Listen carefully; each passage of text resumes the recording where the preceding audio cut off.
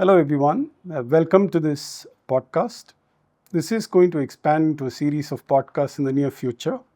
And what we're going to talk about here is the research gap existing in India today. This podcast is meant for academic institutions, researchers, research scholars, and students pursuing their post-graduation and have an inclination towards research. What we're going to talk about here is the different aspects of research integrity, the challenges with the research ecosystem in India, and all the other related nuances. So stay with us, continue watching. At the end of this series, there are benefits for multiple audiences. Institutions will know how to go about building research infrastructure, how to secure funding from various government agencies, and how to pursue their pursuit to become an institution of excellence in the Indian academic scenario. For a researcher or somebody pursuing their doctorate programs, this could be a big influence on how they submit papers, become genuinely valuable, and how they can get published in multiple reputed journals worldwide. Hi, I'm Venu Prasad. I've spent about 30 years in the content domain, producing high quality content for a range of academic publishers, educational publishers. I've done a bit of work with research. When I say a bit, it's almost a decade of work with research. My organization has been serving international audiences till date, but we want to give back a lot to the Indian academic community, and that's why we're starting this series. Do you all have an idea of how many institutions of higher education are there across India? There are about 1,300 universities across India. There are about 50,000 colleges, and in 23 and 24, there were about 3.5 lakh resources who had enrolled for PhD. Over the last decade, India has produced about 200,000 PhDs, and a lot of these people face a challenge.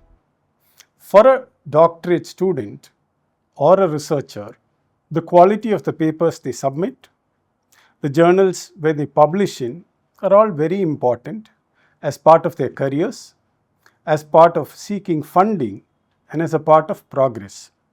In the same way, for an institution, 16% of these institutions in India are technical institutions, which are in the STEM domain, and they clearly don't have a lot of ideas. Added to that, there are challenges of fake research today, AI-generated research today, and reviewer selection.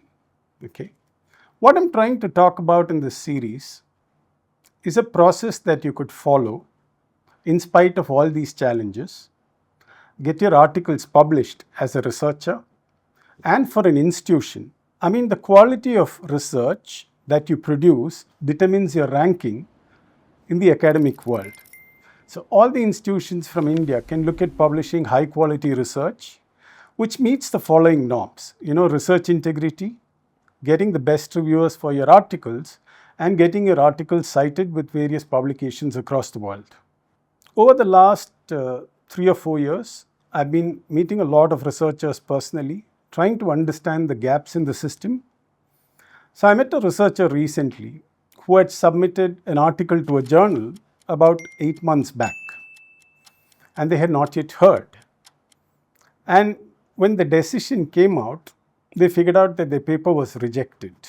And why was it rejected? It was a high quality paper, and the reason for rejection was that the journal match was not right, and it took them 8 months. India launched the Chandrayaan within 8 months, but the poor researcher could not get his or her paper published within 8 months in the right journal. Coming to aspect number 1, what is the support system our researchers in India have today? Are they able to publish their papers with accuracy? Getting the term doctor added to your name is a dream for a lot of people pursuing their PhDs. I know some of them who have successfully completed it in 3 years, some of them who've taken 10 years, some of them anywhere in between. And for every researcher, the most important point is publishing an article in a journal or having their name added to a reputed article published in some other journal. It involves a lot of groundwork. It involves years and years of reading, acquiring knowledge, intelligence, and then producing it and being able to publish it in a reputed journal. What happens today in India is top journals across the world, from the largest publishers like Elsevier, Wiley, Oxford University Press, Cambridge University Press, etc. But can all the 500,000 odd researchers get published in those journals? No. But the aspiration is to publish. What happens is, in their aspiration and their ambition to publish, they're all subject matter experts. I mean, if you're doing your doctorate, you're supposed to be very knowledgeable. That's the aim. You know your subject, right? But a lot of us across India have challenges because English is not our first language. 2, the institutions that we study in don't have the right facilities for me to do research and publish. 3, the guidance that I have in terms of what to use and what not to use is as well not available. When you're producing a research article, the elements that need to be correct are, first and foremost, is the subject you're writing on. Second is the references that you adhere to in your subject. Third is the images and related aspects that you use in your paper. And fourth is the citations that you add to your paper. So you'd refer to a paper and say, I have taken this material from this paper published by so-and-so doctor in so-and-so journal. But do all of us have access to this in India? The answer is no. Depending on where you are, which institution you study in, it becomes a big challenge. I may be very good at my subject, but what I produce as content may not meet the right norms in terms of formatting, in terms of language, and the way it's presented. The images I use in my paper could be manipulated for all you know. So those are common challenges that a researcher faces. And in a country like India, being a doctor is not just enough to get promoted. It's not sufficient if you become a professor. You need to keep publishing more and more research to get your promotions, to get your appraisals, to work on large academic projects. For engineers, if I'm an engineer who's working on the latest semiconductor design, I should know where to publish it for it to be seen. I should know what to talk about. And I should also know who else has published similar articles worldwide. And an important aspect of why research is important. About 6 years back, all of us went through COVID. When COVID came in and struck us, there was no known cure for COVID. The predecessor of journal articles, if I can call, preprints. A lot of materials was flying around in terms of preprints, individual papers coming across from all parts of the world. And that's how they found the cure for COVID. So what you're writing is very important, but how you write, what do you include, who do you refer to, who do you invite to review your paper, and finally, where do you publish are very key things.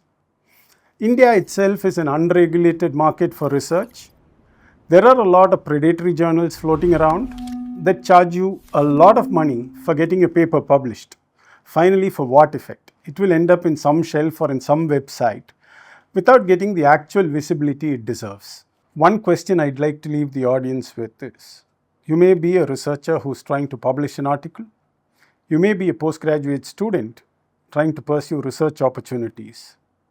The question I leave you with is, do you have enough support, enough guidance, and enough mentoring to reach your ultimate objective? I'd like to state a fact here. You may all know or not know. Today, India produces 1/3 of the world's research. That's a fact that most of us in the research domain may know, or those of us aspiring to contribute to research may know. Did you know that most of the fake articles in the world also originated from India? Did you know that the most number of retractions also came from India? When I say retraction, for your understanding, these are number of papers that were unpublished or removed from journals because of issues with the content there. And why is this so common in a country like India, which has 1,300 universities and about 50,000 colleges? Questions for us to ask ourselves. Does India have the academic infrastructure available to produce research? I mean, yes, all the institutions funded by the government, like the IITs and prestigious universities, definitely do have the funding and the infrastructure. But what happens to the whole plethora of private colleges and private institutions across? Do they have the right panels in place to administer research activity? Do they have the right number of doctorates in place to ensure that the institution has the academic infrastructure required, the academic funding required, and the dispositions required to ensure that they publish high quality research? And for your information, the most number of papers retracted were from a very prestigious technical university in Tamil Nadu. It's a known fact. It's published on Retraction Watch. I don't want to take names here. You can go and check it for yourself there. So what do we do? I mean, if a system has, like they say in English, a team is as strong as its weakest player. But when the system has so many gaps and so many weaknesses, how do we plug it? It has to start with the institution, because the institution is a house of knowledge. The institution disseminates knowledge to all the students studying there, contributes to research across the world. So I think, even one weak link in the academic infrastructure breaks the whole process down. Don't you think so? About 12 months back, we were talking about my company's research offering to different institutions. There was a research scholar or a researcher, it's actually somebody who's completed research, who approached us from an esteemed Indian university. He got onto the call with us. I was thinking, let's present our solutions, but he had a challenge. And I wouldn't name the person or the university, but this is a real-time challenge. This Dr. So-and-so had written a paper to a journal to be published, and the journal takes his article and sends it for peer review. It was peer reviewed by a group of researchers. Every time you publish research, it has to be peer reviewed by experts in the same field to validate your content.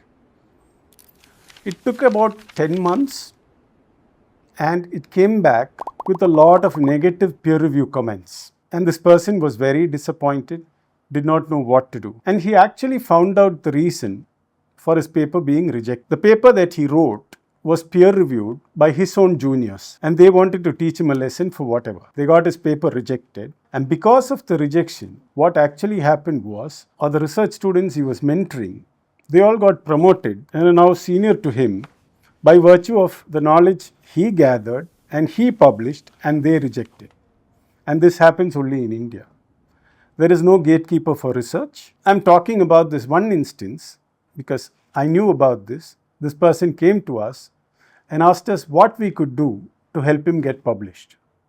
There could be so many others who are going through this issue, because when you do peer review, it should be sent to a panel of experts who are not from your institution. When it's from your institution, there could be bias, there could be partiality, and there could be a lot of other elements included. What I spoke about just now is a one-off example and an exception. There are other areas where I've interacted with a lot of researchers from reputed colleges across India. And these researchers are today professors, head of departments, and similar profiles.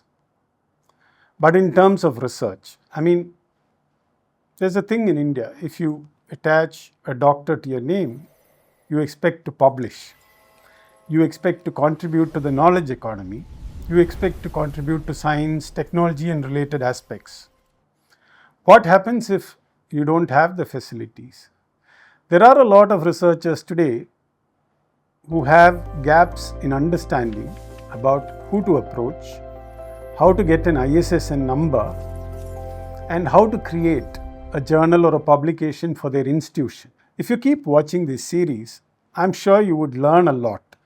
It may not be extensive information on everything you can do to publish research, but at least the basic points, that you can check off on a list saying, I'm going to publish an article.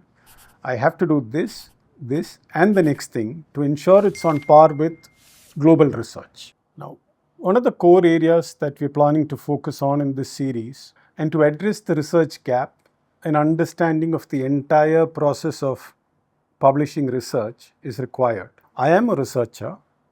I have the intention or the aspiration to publish in a reputed journal. One, the content that you intend to publish in a particular subject area?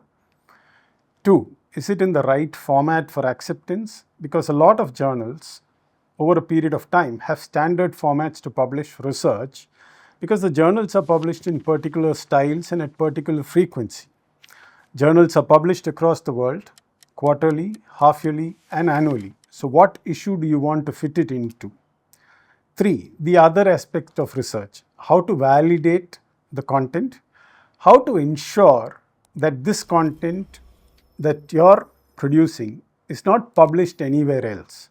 I mean, if you're publishing in science and technology, unless it's an innovation or a disruption, there is always the chance that your research is already published somewhere and you need to definitely refer to it.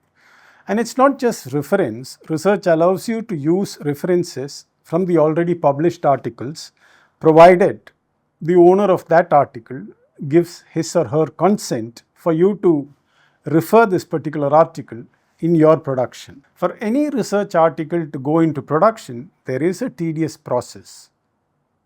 You submit it to a journal. Today you submit it to a portal, or you submit it to somebody who's collecting articles for submission at a journal. In most of the large journals across the world, it's submission into a portal. Once your article is submitted, it goes through a triage process. There is a team that looks at your article and matches it against the journals with the publisher. It identifies which journal this article can go and fit into and recommends it to go to that journal. Well, this is the best case scenario, but a lot of journals still do not have that triaged matched properly. So sometimes it ends up in a way that your research goes to the wrong journal and invariably gets rejected. Now, once you cross the triage stage, there is a set of people that look at your article for a lot of aspects. So one is the content itself. It's point number 1. Second is the language. Language is secondary, because if a journal accepts your article, they further do editorial work on it before it goes to publication. Once your content is validated, it goes to a team that looks at the images, saying, are these the right images?